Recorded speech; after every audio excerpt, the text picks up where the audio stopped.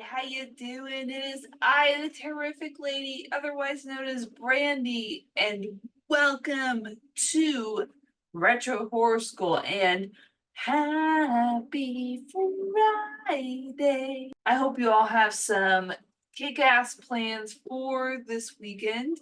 Me myself, I'm just going to be doing some stuff for Retro Horror School and watching some horror movies that I am going to review. And speaking of horror movie reviews, if you are tired of waiting for me to review your favorite horror movie and want for me to review it sooner rather than later, well, you can tip or donate to me on Ko-fi, and for $5, I will review your movie. You will get credited on YouTube, and you can do that once every 30 days. For more information, go to my Ko-fi.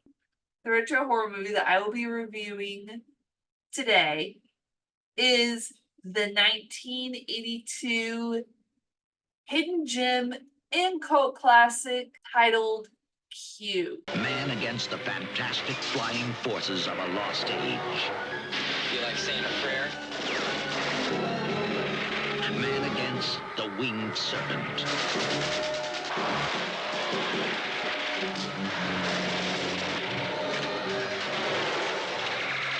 Today in New York City, the winged serpent rules. The legend has come alive. Q is about a feathered winged serpent called Quetzalcoatl, an Aztec god, who is flying around New York City and eating people. And also on top of that, a bunch of dead bodies who are seemingly sacrificed to keep Quetzalcoatl alive are ending up around New York City. And then also on top of that, you have this petty swindler named Quinn who wanted to try and better his life, but then he changed his mind and wanted to try and be a big shot.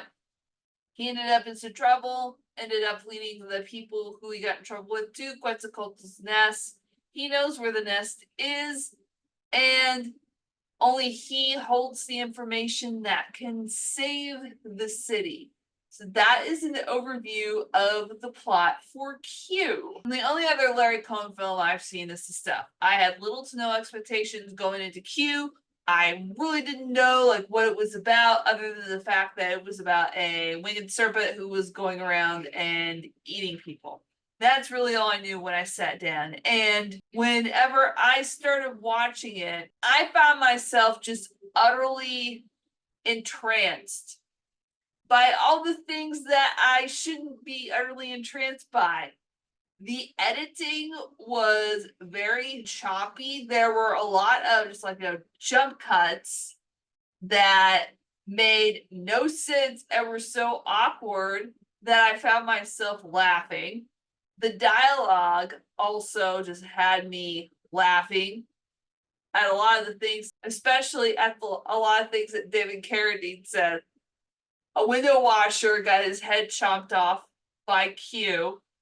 And of course, the detectives were called to the scene. And David Carradine was said, well, maybe there was something from above that came down and took that guy's head off. And the other detective, played by Richard Roundtree, was like, well, there's no broken windows up there. And David Carradine's like, I don't know, maybe his head just fell off. And just the way that he said the dialogue is bad, but the way that these guys delivered it is just awesome. Hey, what are you looking for? Looking for the head. The only place I haven't looked is up in the parapets. Won't be much left of it. Did you ever drop a cantaloupe from 40 stories?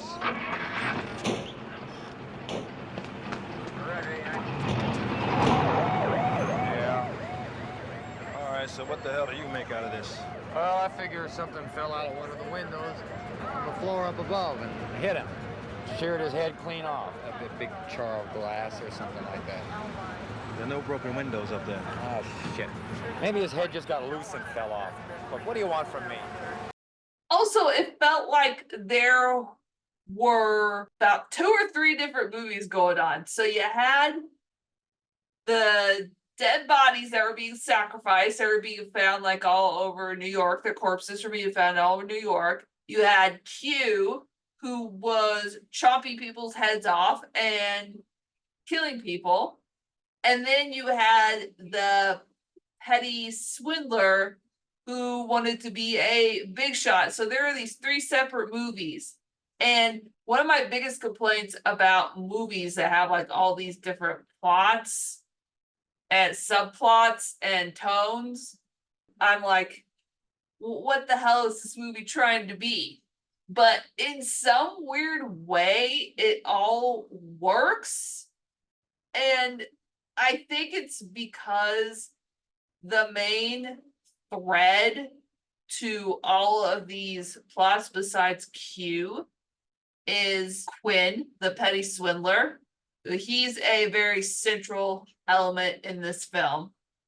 And so I think that's probably the reason why it works, because there's at least a connecting element, even though it's a thin connecting element, still is a connecting element. Also, the special effects are very 80s. So the main special effects involve Q, and Q is supposed to be a feathered flying serpent, and it looks more like a half brontosaurus, half kind of like a bird.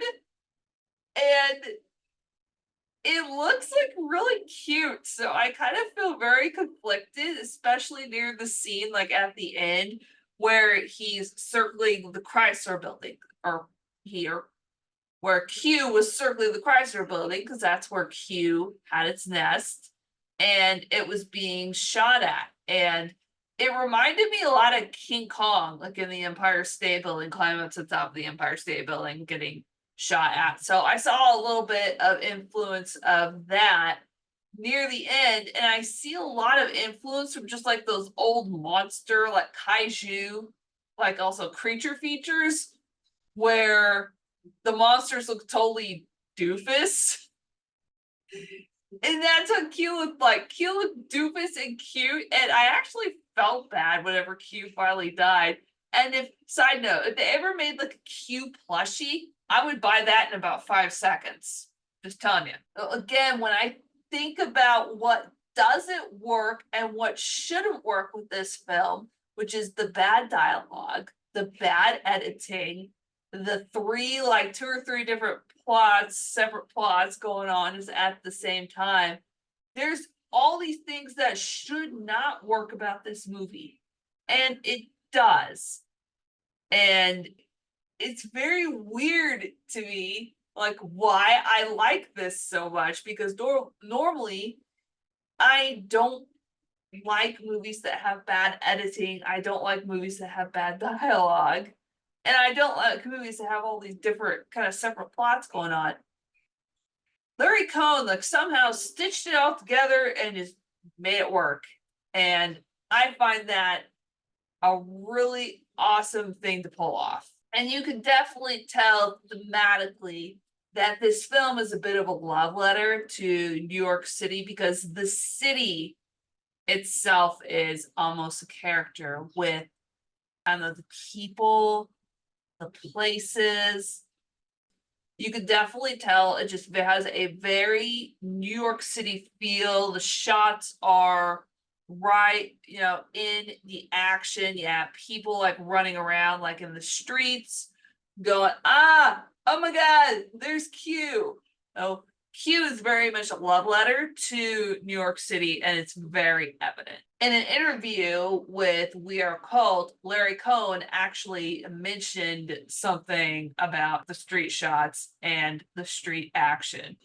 You couldn't get away now with the street action we pulled off. These days, with cameras everywhere and armed cops, you'd be shot in the street before lunch. My films were all about mischief and craziness. I just didn't want to miss out on anything. I made my films in the right place and at the right time. That's what I feel like Q was born out of. It's just a whole matter of right place, right time, all the wrong things coming together to make this film work, and boy did it work. So my final verdict like on this film is that I would definitely watch it again. I watched it twice like before I reviewed it, and I'm going to be buying it for myself. Like that's how much I will forever sing the praises of Q to the rooftops. And if you are a person who likes good bad movies, if you're a person that likes Larry Cohen films, if you're a person that likes kaiju films, then you will really enjoy watching Q. If you don't own a physical copy of the film, you could find it for free pretty much everywhere. So just Google Q 1982 or Q the Winged Serpent, which is another name that it's known by, and you will find where it's streaming. So Q, what are your thoughts on Q? How do you feel about Q? Do you think it's a good horror movie? A good bad horror movie? Or do you think it's just bad? Leave your respectful thoughts in the comments below. And sadly, class is dismissed, everybody. But I will see you next time. Bye.